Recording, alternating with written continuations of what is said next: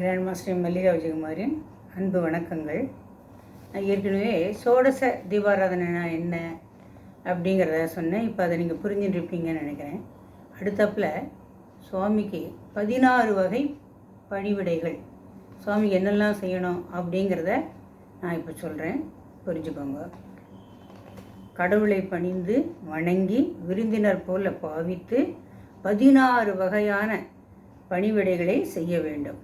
அவற்றை பற்றி நான் இப்போ உங்களுக்கு சொல்ல போகிறேன்.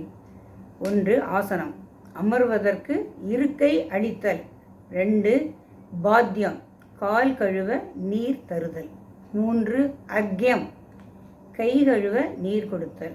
4. ஆசமனியம், பருகுவதற்கு நீர் வழங்கல். 5. அபிஷேகம், திருமுழுக்கு நீராட்டுதல். 6. வஸ்திரம், உயர்ந்த ரக ஆடைகள் அணிவித்தல். 7. புஷ்பம், மலர் மாலைகளை சூட்டுதல். 8. தூபம், அகில், சந்தனம், சாம்பிராணி, நறுமண புகையை இடுதல்.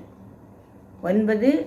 கந்தம், நறுமண பொருட்கள் அளித்தல். 10. தீபம், ஒளி விளக்குகள் ஏற்றி மும்முறை வலம் வருதல்.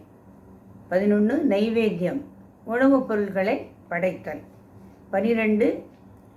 கற்பூரம், கற்பூர ஒளி ஏற்றி பணிதல். 13.